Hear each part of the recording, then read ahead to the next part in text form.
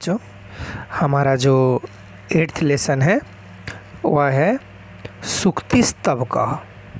सूक्ति स्तवकः का मतलब होता है, सूक्ति का मतलब होता है सुंदर वचन, और तवकः का मतलब होता है गुच्छा। यानी यह जो लेसन है सूक्तियों का गुच्छा है, यानी बहुत सारी सूक्तियाँ, बहुत सारे सुंदर वचन इस पाठ में दिए गए हैं।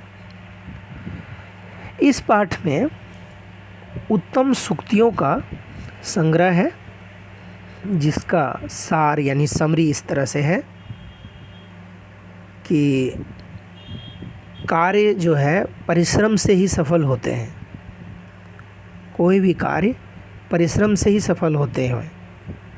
जैसे सोते हुए शेर के मुंह में हिरन नहीं जाते।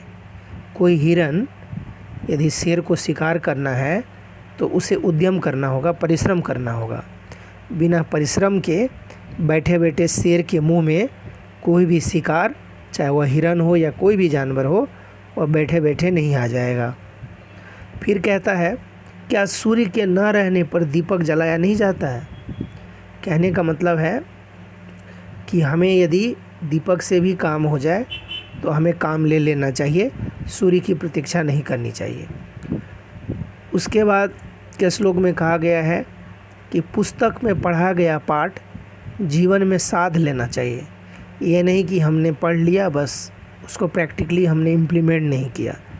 यानी पुस्तक में जो ज्ञान आप प्राप्त करते हैं उसको वास्तविक जीवन में धरातल पे उतारना है, यानी वास्तविक जीवन में उसको इम्प्लीमेंट करना है, उस ज्ञान का लाभ उठाना है। फिर अगला श्लोक कहता है कि जो पाठ सार्थक न हो उस पाठ का क्या लाभ।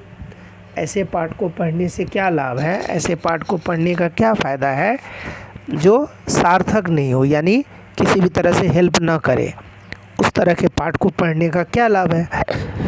उस तरह के पाठ को पढ़ने से कोई लाभ नहीं है। फिर अगले श्लोक में कहा गया है कि प्रिय वाक्य को सुनकर सभी मनुष्य प्रसन्न हो जाते हैं। कोई भी मनुष्य हो, उसे अच्छा वचन, प्रिय वचन सुनने में अच्छा लगता है। इसलिए हमेशा हमें प्रिय बोलना चाहिए, मधुर बोलना चाहिए। अगले श्लोक में कहा गया है, चलती हुई चींटी सैकड़ों योजन पार कर जाती है। एक स्थान पर बैठा हुआ गरुड़ भी एक कदम पार नहीं कर सकता। गरुड़ मान लीजिए तेज उड़ता है और चींटी धीरे धीरे चलती है, लेकिन यदि गरुड़ बैठा हुआ है और चींटी चल रही है तो यानी चलती हुई जो चींटी है वो काफ़ी दूरी तय कर लेगी। लेकिन बैठा हुआ गरुड़ भले ही फास्ट है, लेकिन वह काम नहीं कर रहा, बैठा हुआ है, तो वह एक कदम भी पार नहीं कर सकता। इसीलिए हमें हमेशा उद्यम पर, परिश्रम पर और समय पर ध्यान देना चाहिए। इस तरह से इस पाठ की सूक्तियों में श्लोकों को बताया गया है। अभी पहला श्लोक देखते हैं।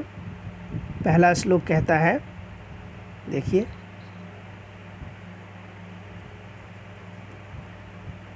पहला श्लोक कहता है, उद्यमेन हि सिद्ध्यन्ति कार्याणि न मनोरथैः न हि सुप्तस्य सिंहस्य प्रविशन्ति मुखे मृगाः। इसको यदि लय में पढ़ेंगे तो इस तरह से पढ़ेंगे, उद्यमेन हि सिद्ध्यन्ति कार्याणि न मनोरथैः न हि सुप्तस्य सिंहस्य प्रविशन्ति मुखे मृगाः। जैसे सुप्तस्य सिंहस्य मतलब जिस प्रकार सोते हुए शेर के मुखे यानी मुंह में, मुख में, मृगाः यानी मृग, हिरन, न प्रविशन्ति प्रवेश नहीं करते हैं, यानी अपने आप उसके मुंह में चले नहीं जाते हैं। तदैव कहता उसी तरह, कार्याणि कोई भी काम, उद्यमेन ही सिद्ध्यन्ति कोई भी काम जो है वह उद्यम से ही, परिश्रम से ही क्या होते हैं, सिद्ध होते हैं, यानी पूरे होते हैं, सफल होते हैं। मनोरथ ही न, यानी इच्छाओं से नहीं। कहने का यह मतलब है कि जिस प्रकार सोते हुए शेर के मुख में हिरन अपने आप प्रवेश नहीं करता है, यानी शेर को उद्यम करना पड़ता है, परिश्रम करना पड़ता है, उसके बाद ही वह हिरण का शिकार कर पाता है। उसी प्रकार कोई भी जो कार्य है वह परिश्रम से ही सफल होता है। परिश्रम करना पड़ता है, उद्यम करना पड़ता है, केवल इच्छाओं से नहीं कि हमने इच्छा कर ली कि ये काम पूरा हम कर लेंगे या ये काम हो जाना चाहिए था और हमने उस काम के लिए कोई उद्यम नहीं किया, कोई परिश्रम नहीं किया, तो वैसी सिचुएशन में वह काम पूरा नहीं होगा।